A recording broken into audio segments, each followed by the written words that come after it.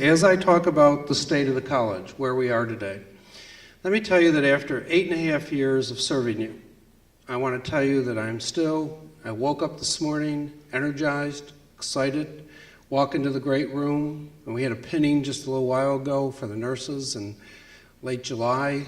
I mean, there's nothing better than shaking the hands of our students, seeing you come back and bring the energy that you do. So let me tell you as I begin our State of the College, how honored I still am, how privileged it still is to be your president. I treasure that role.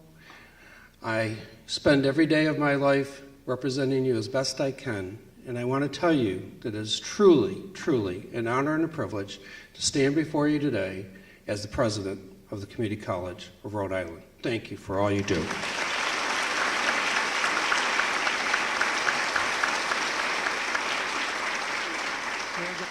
So as I present to you kind of where we've been and where we are, in September of 1964, Rhode Island Junior College opened its doors and turned the oil-stained floors of the former Brown and Sharp factory building on Promenade Street into a home for learning.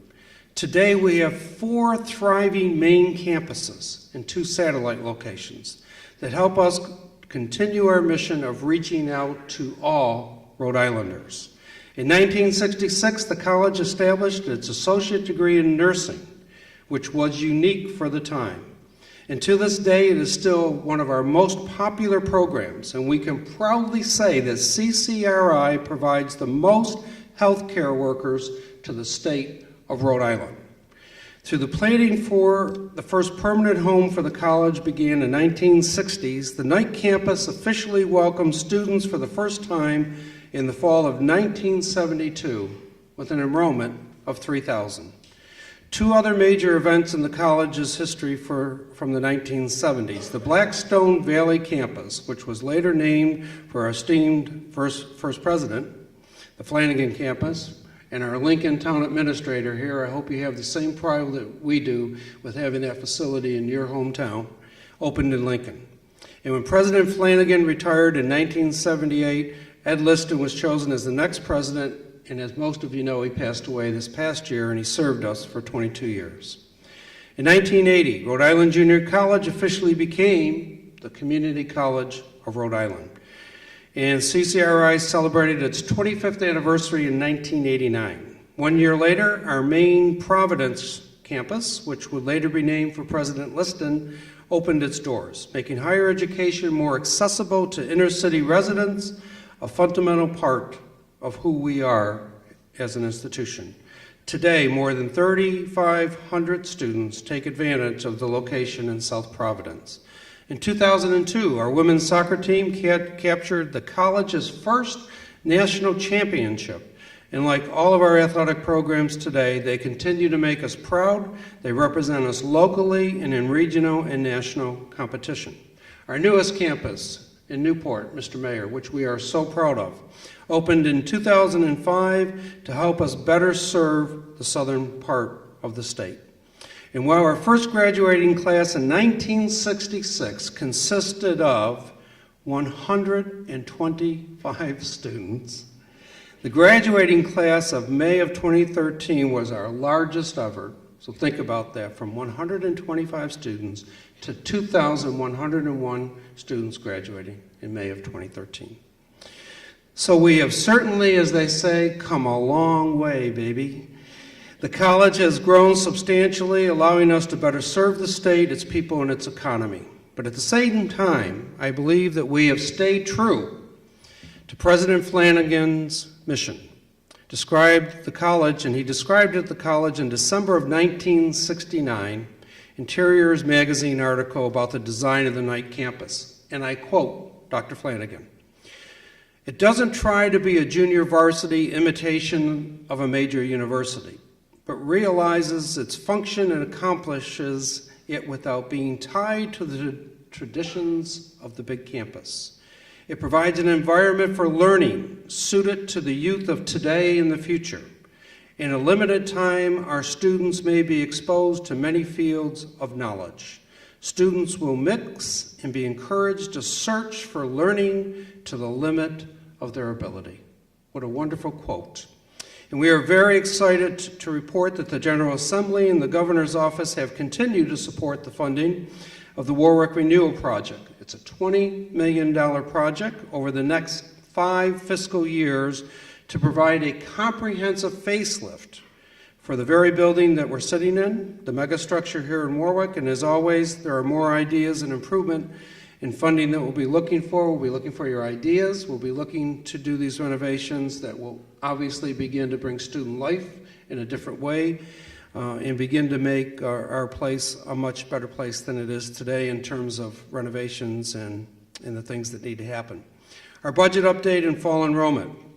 This fiscal year, I am pleased to report that our CCRI students will begin this fall semester, think about this very carefully, in this very, very, very tough economy, with a tuition that has remained unchanged for 3 years. Think about that, students. Your tuition has been the same for 3 years, and that, by the way, is at $3,900.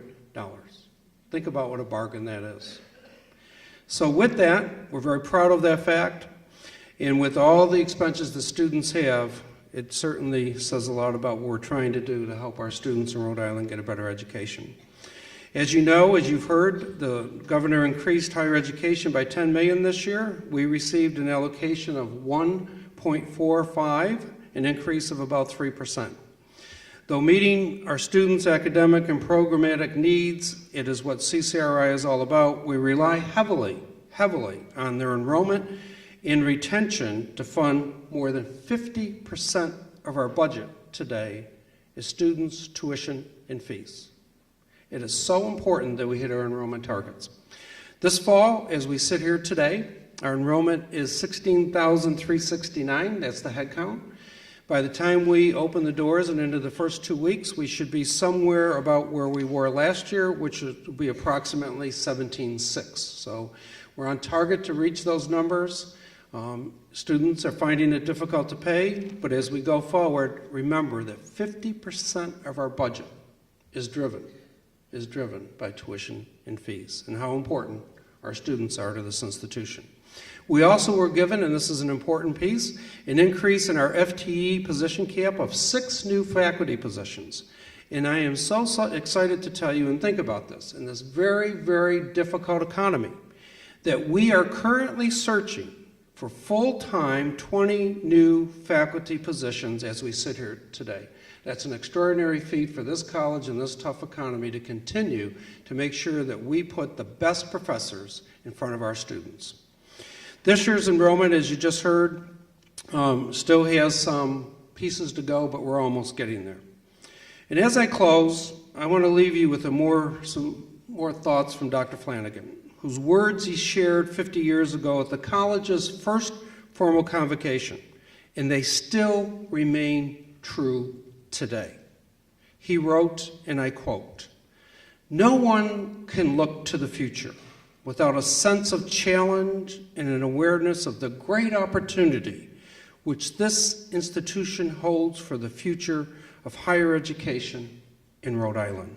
The opportunities for service to students of our state and to the economy of our state are borne consistently in mind as we begin our college life." I will conclude as he did by looking at all of you and saying, may all who are here with us this day catch something of the fire that lights our hearts as we begin.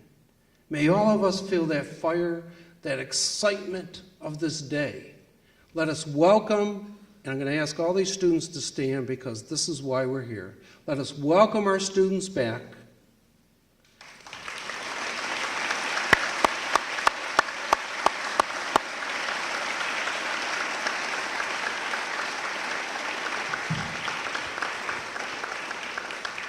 Let's have an extraordinary year together, and remember, the next 50 years are in our hands to provide that legacy and that education for all the students that will come before us.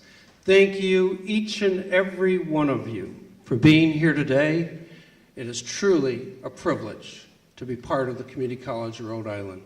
Welcome and have a great semester. Thank you all so very much.